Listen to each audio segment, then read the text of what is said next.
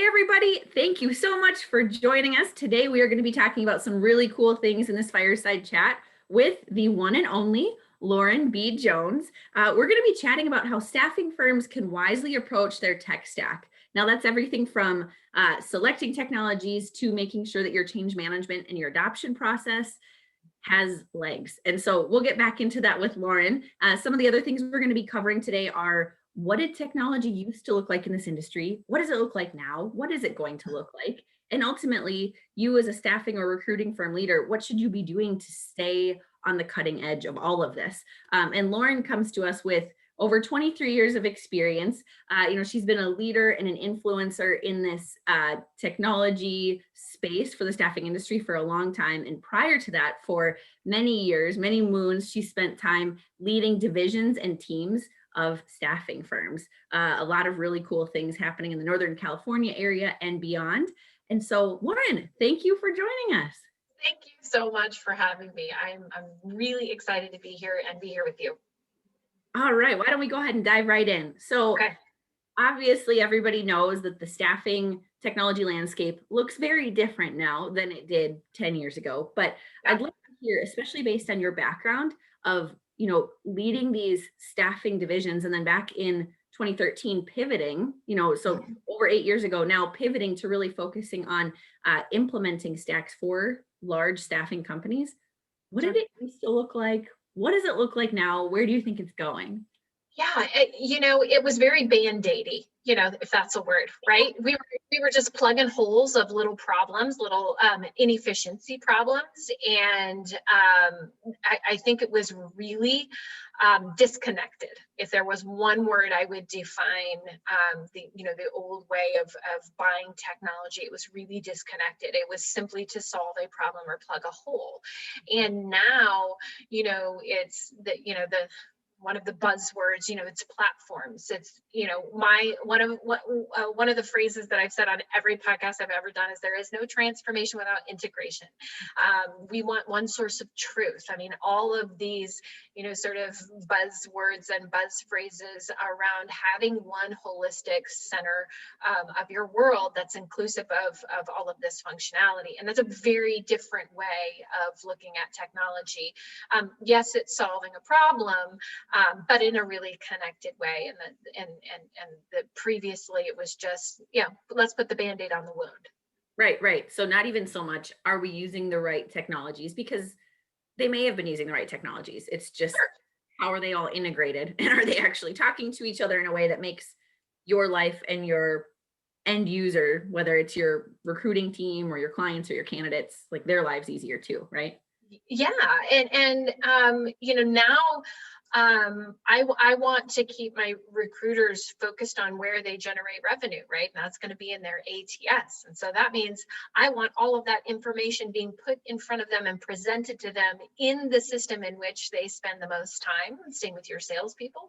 And that requires integration, and it requires good integration, which wasn't something that we were necessarily considerate about, the end user experience, meaning the recruiter and our salesperson. We were like, yeah, go log into LinkedIn and go over here and go ahead and log in over here. And hey, in some cases, you've got a CRM over here and an ATS over here, and we're not really looking at collaboration and cross-selling opportunity and cross-functional utilization of candidates and all of the things that we're looking at now that we have big data and big databases and platforms. It's just a different way of looking at all of this.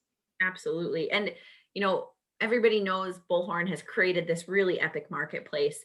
I'd love to hear, are there other ATSs that you're seeing do a really good job with this connectivity and integration piece? Or do you think everybody else is kind of in that next lap or the next wave coming up? Yeah, Bullhorn has definitely been the leader in creating this incubator space where HR tech go to thrive, and they were really the first to put some organization around it, put it in categories and make it easy for the buyer. And you're not paying for custom integration. If it's in the marketplace, there's an integration that already exists, right? So that makes it a little bit more affordable as you look at, I'm going to buy everything in a different box and then try and mash it together. That can be quite costly. And so Bullhorn's done a tremendous job of creating a very expansive marketplace. Now you've got the Salesforce platform, which Bullhorn also has, Bullhorn for Force, that has 6,700 apps, but nothing that is staffing and recruiting centric, right? So that's what I think Bullhorn has done so exceptionally well, is they have said, we are staffing and recruiting, and this is where you can go and learn about, all of this HR tech that is here and is advancing functionalities that you're asking for. And I think what was brilliant about that is they knew that they couldn't develop all the wants and all the needs. So they created a marketplace where others could. Now you've seen Aviante start putting, a tremendous amount of effort into their marketplace. And then you see others, you've got Eightfold out there that's just saying, hey, no, we're a platform with an open API that you can come and connect to. So, I think that there are just different ways that tools are looking at it, but, and that's the cool thing about being where we are today.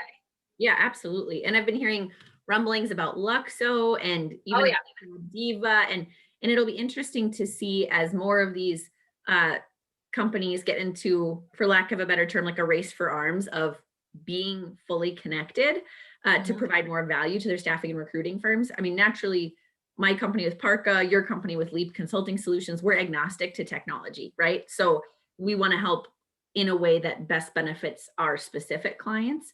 But yeah, it'll just be interesting to see. Maybe some ATSs will just put their flag in the ground and say, we are an ATS and we're not approaching that space, pros and cons. It'll be intriguing, when we come up for air in 5 to 7 years to see where things have shaken out.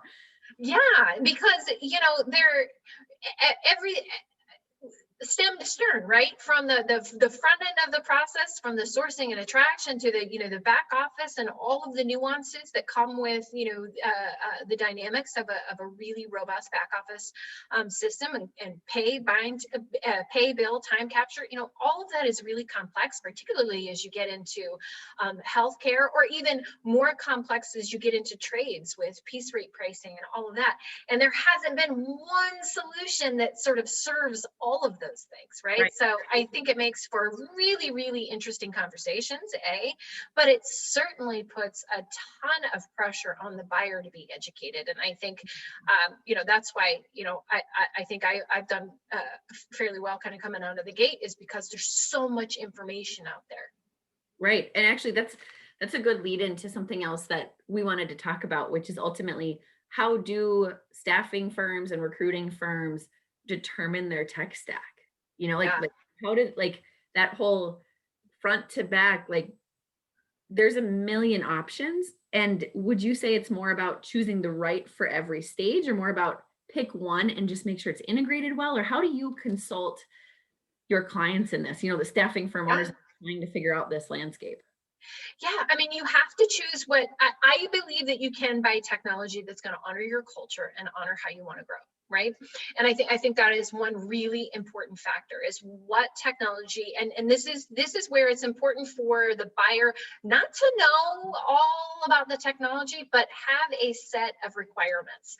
What vision do they have? What end desired functional results do they want to achieve?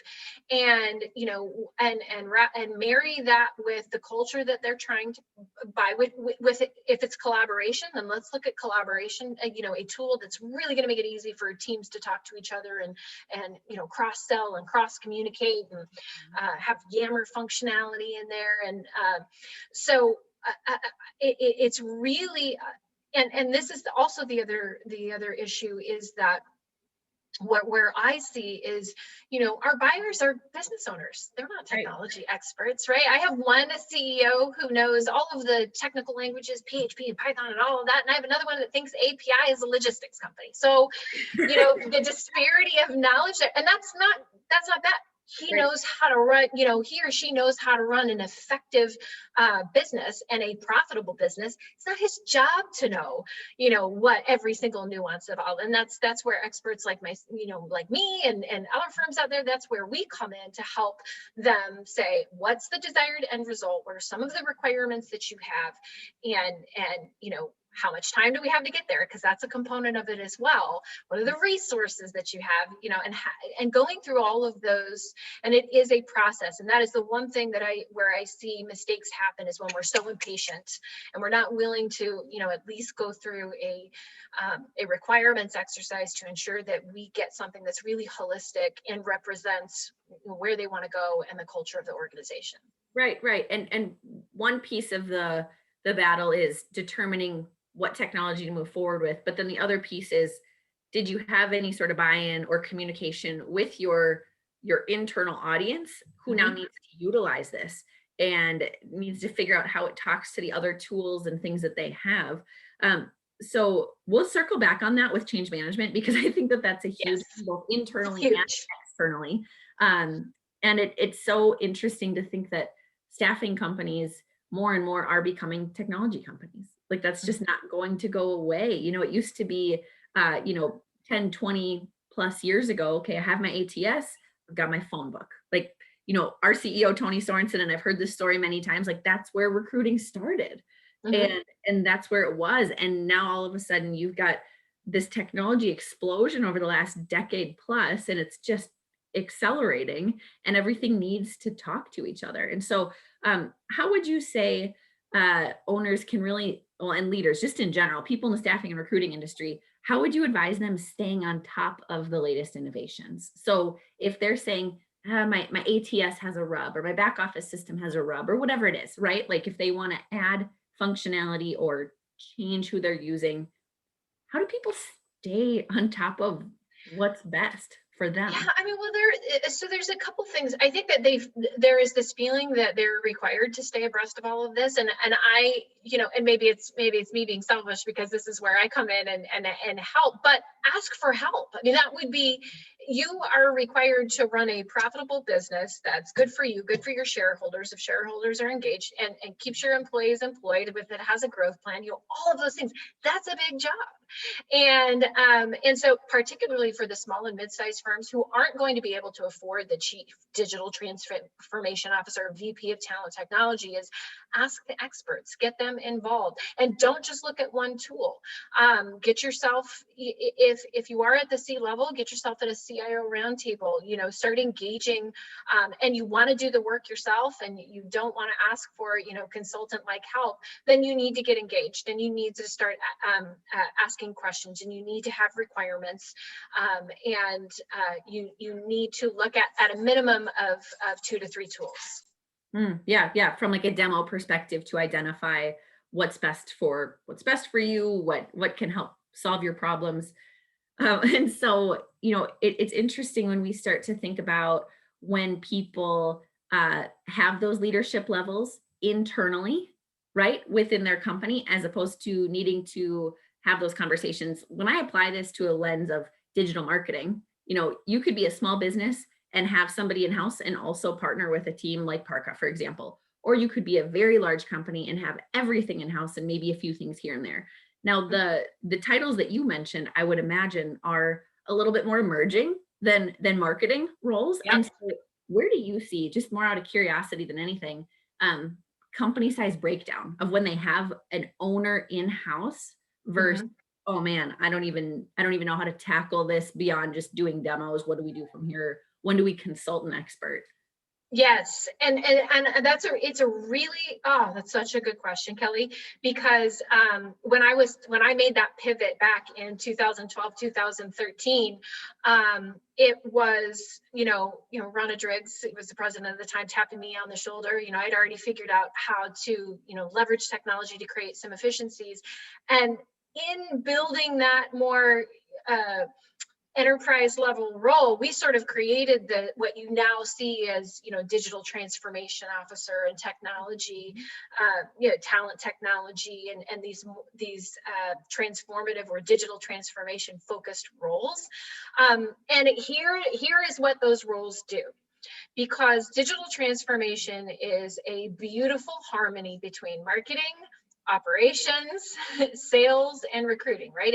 We have to, and the technology department, right? We all have to be married. We all have to be on the same page. And I'll lump sales and recruiting into operations, right? So you've got operations, marketing, and IT that really need to have a great understanding. And the bigger the demand with of buying technology that it gets, you've got to have a person that's now sitting in the middle saying, all right, let's take sales and operations and recruiting into consideration. Let's make sure marketing understands where we're going so that when we do buy whatever, or we do adopt whatever technology, that we're able to communicate that to our customers and evangelize the message of this new advancement or this new enhancement.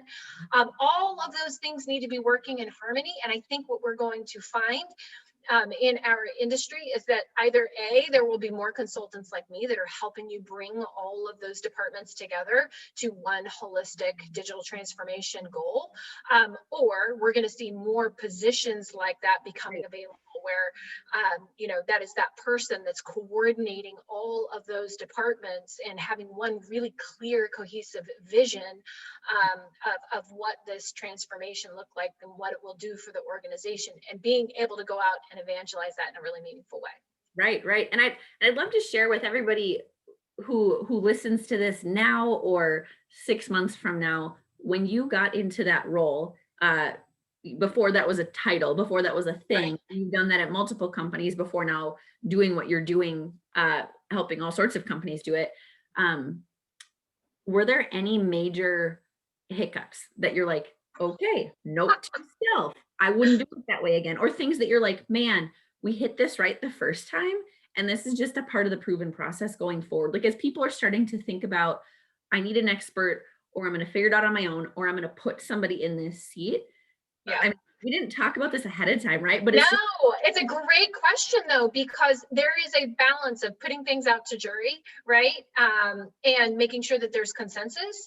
And then there's putting it out to such a broad audience that it slows it down, right? Innovation doesn't happen by putting everything out to a vote. You have to have a change committee, right? And that's what I would recommend, the medium to larger size organizations do, is that you have that change committee that has a representation of all of those departments that we talked about, so that you can effectively and expeditiously move these efforts forward. And that's where I saw too much time going by, right? Sometimes I feel like there's a finite time to take advantage of a potential innovation that you could actually go out and market, right? There's a finite everybody adopts it and it's no longer right. And so you can't be held up by putting everything out to the voice, the whole voting the voting on the next best singer, right? You lose too much time and you lose too much momentum. So you need to have leaders that you trust to make these decisions, so that you are in a position to innovate and market that innovation. So that's where I saw some hiccups, is just the stumbling blocks of all of this collaboration taking too much time. Absolutely. And would you say there's one or two technologies or innovations right now that, as staffing firms invest and adopt them, they're still cutting edge? Oh my gosh. I mean, on demand is obviously having its moment, right? I mean, what people lost with COVID-19 was control. And I don't think we have fully recognized the sort of PTSD that has happened from people effectively losing their careers, and feeling like they're out of control, myself included, right? And so this device, your mobile device, so making sure that everything is mobile first, and everything puts the end user, or the candidate, puts them in the driver's seat to be able to control their future.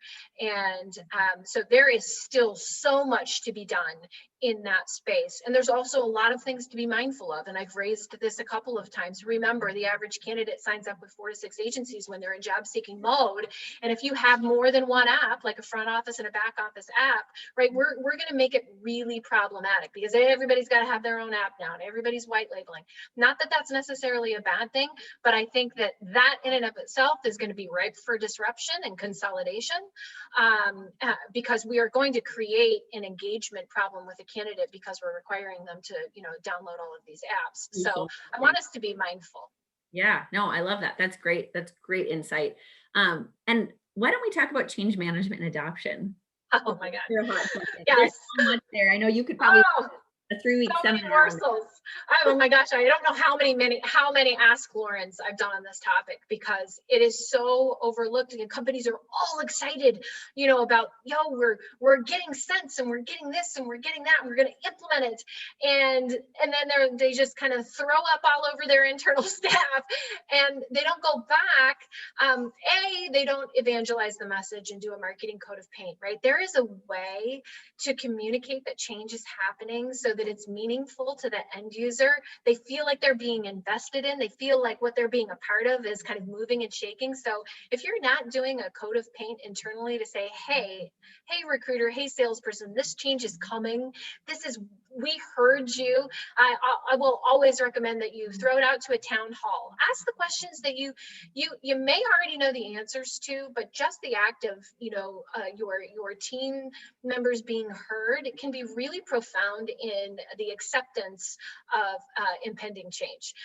Because, everybody's like, change, I don't want, hey, I fill X amount of roles a week. I don't need to change anything. And think about how many more, the what's in it for the end user is so often overlooked when technology is being implemented and helping sell it, right? It was sold to you as the buyer. Sell it to your end users and get them bought in. And then your early evangelists, your SMEs is what we call them. That's your change committee. Those are the ones that help carry out the process. And then there are going to be the ones that, if you've got a really large organization, picking them regionally, right? Yep. Can help, hey, and then understanding how is this technology going to be successful and having your subject matter experts go, all right, we were down 25% with our new logins for X, Y, and Z tool. I really want to see, and maybe some internal incentives. And it could just be, your company's swag. You could do something as easy as that to say, hey, we're going to have a swag contest. Let's get our usage up on this tool. We really want to see you use it. We want to see you get the benefit. And so making it fun and not forgetting, I kind of look at staffing firms like, the mom that's been, got her hair in her ponytail, wearing the same yoga pants 3 days in a row, right? She's just not taking care of herself. And so often I see firms that will do anything for their customers, right? I mean, their customers could ask them to jump through 3 hoops that are on fire, and have the mouth of a lion at the end. And we're like, yeah, sure, no problem. Right. And yet are very hesitant in putting themselves first, that beautiful marketing coat of paint and putting the effort in to get the buy-in is such an essential part of. And the last thing I'll say about process change management is process change management, right? It's all part of adoption. Is let's not take this brand new technology and apply our old analog ways. If you're not reevaluating what that entire process was supposed to do and how this technology can make that easier, and then adapting to the technology, not the other way around, adapting the technology to your old analog ways, you will never fully realize the benefit of the technology. And so, I can't emphasize enough, and this is probably where I spend the most amount of my time, my consulting hours, and where I have probably the most end product is in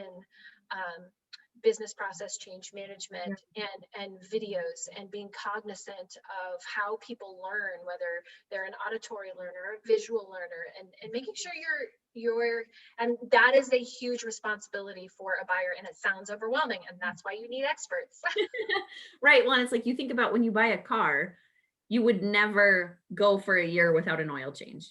Well, I mean, Right. it depends on how much you drive, right? But like you wouldn't do that. And so, we think about bringing in an expert or having someone on your team or starting to map this into budgets for the future when you make big technology investments. But what about the oil change, right? Like you invested in Sense. I hear this all the time. People have invested in Sense and Herefish, right? These cool marketing automation platforms that are really doing a good job in this industry, and there's more up and coming, and it gets purchased, but there's really, not as much adoption internally of like, shoot, what about the content that needs to be produced to go into it? So there's so many adoption components to it that I think factoring in even a twice a year, I mean, you would probably recommend what, once a quarter, some sort of a Absolutely. let's look at your tech stack. Is your team using it in the most optimized way? Like, are you getting the legs out of it? Like, you got sold on these case studies of what this thing can do. Are you becoming a case study, or is it just an expensive tool on your shelf that got added to the clunky engine, right? Like, Even Bullhorn, even your ATS, right? I yeah, mean, so yeah. much changes in Bullhorn. Are you watching, all of the upgrades and the versions that are coming out and everything that might be enhanced, and doing a training simply on, maybe it's a new search functionality, maybe it's a new way to use a tear sheet or a distribution list, or, are you really, I mean, do you really understand the difference between S release and NoFo? And does your team know that? Do they know how to use workflows? And I mean, there's so much to learn. And so just once a quarter going in and going, all right, are we doing these things appropriately? Is it the right workflow?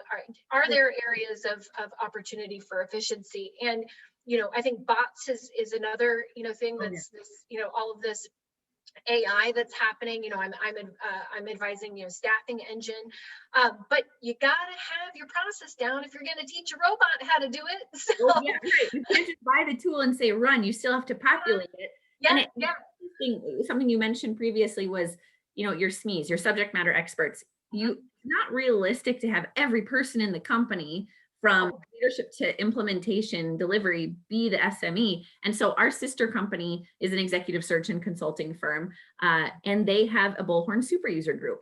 And there yes, are things that they stay on top of that not every single recruiter does, but they know it.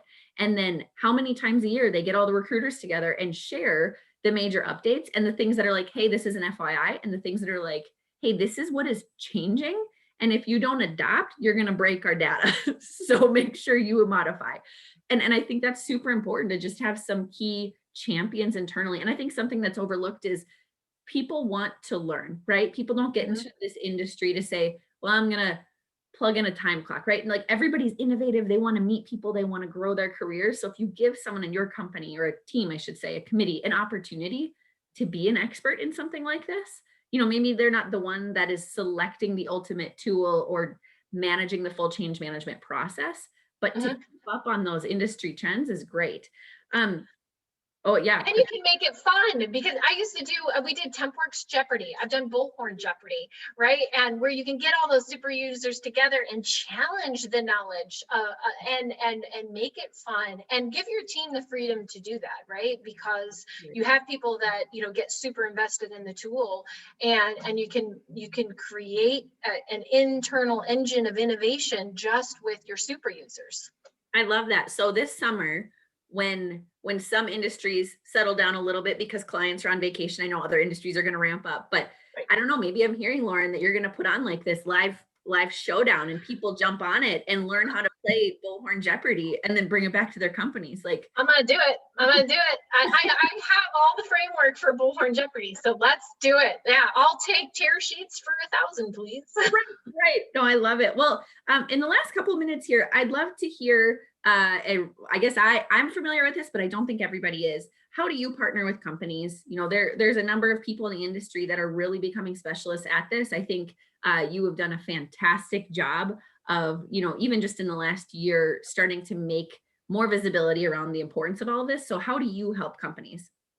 So my firm has three areas of focus. First is, helping companies wade through the abundance of technology that is out there and make good, expeditious buying decisions, right? Instead of having to go out and do all the research of, parsing tools, right? Let me put the two best parsing tools in front of you that work with your core system, right? That's part of my service offering, is helping you wade through all of the technology that's out there. And again, make expeditious, intelligent buying decisions that work with your core system or future core, or will work with your future core system. The second is business process change management. So I spent a ton of hours really helping businesses understand the implications of the new technology coming in, comparing that to the old process and comparing that to the desired process, and how these things can come together. And sometimes it's something as simple as language, right? Taking some of the old language and statuses that your end user might recognize, honoring that in the new workflow, but updating the workflow to be more expedient, right? So it can be really, really super simple nuances, and then also helping them create a coat of paint of, actually have a framework for 8 weeks. There's 4 weeks of campaigning internally, 4 weeks of training, and then there's an additional 4 weeks of what we call like hypercare, after the implementation is over. And then the final way that I help firms is working with firms like you, right? So once we buy all of the technology, I want to refer you to a wonderful marketing firm that's going to help you go evangelize that stack. We want to be able to have tangible talking points for recruiters and salespeople and executives about how this investment makes you better, faster, stronger. So I want to help you evangelize the message. And in some cases, I've put together, the marketing for it, but more often than not, I'm going to turn it over to experts like you. Sure. No, it's so true, right? Like when you do a rebrand of a company or just a refresh, you have a new name, you have a new logo, you better believe you're going to have messaging about that to your external audience of how this is beneficial to them, why you made that decision. And you're spending so much money in a given year on your technology. And if you are upgrading and it benefits your clients and your candidates, but you don't share that, it's a missed opportunity, right? Like, such a missed opportunity. I used to be, earlier on in my career, I did on-sites, right? And I used to get like really twisted early on when like my competitors would come in and the customer that I was on site, working, would entertain the appointment, right? Because I could see them walking in, right? So the customer's meeting with, I met at Volt and, say a Deco or Kelly's coming in. I'm like, why are you even entertaining that appointment? And I finally, years ago, asked the question, tell me why you even took the appointment, because I'm here like busting my hump for you, day after day, and you see me out on the floor. And, this was, again, very early on in my career, and I just needed to know. So I asked the question, and what came back to me from the customer was like floored me. And they're like, well, I didn't know you did X, Y, or Z. I'm like, what? I do it every single day. But what I wasn't doing, I wasn't telling them. And I wasn't sharing with them all of the things. I take inventory every Friday. We do a training every third Thursday, and we have a referral program, and we have X, Y, and Z. But I wasn't doing that. So what happened is we then turned it into this. We all wore patches that said, ask me about the referral program. It turned into a weekly newsletter to the customer that was, here's everything that we're doing. And then you saw these appointments not being taken anymore. And so it's internal marketing. Everything is marketing. Everything is marketing. And so you've got to tell your customers and your candidates what you're doing on their behalf. And if you're making $100,000 investment, tell them. Right. Because it's helping them too, right? Like it's an investment for you, but it's ultimately an investment so you can better serve them. Well, Lauren, thank you so much for joining me. This was awesome. I mean, I feel like we could talk another hour. There's just so much going on. So we may have to reserve that for a part 2 in this series. Is there anything else you'd like to leave people with as a final thought of what they should be keeping in mind in order to be wise about this just technology innovation in the staffing industry? Well, I think it's a lesson for everyone. Don't be afraid to ask for help. I like that. That's beautiful. All right. Well, thank you, Lauren. Everybody, we will see you next time. Thank you so much for having me, Kelly.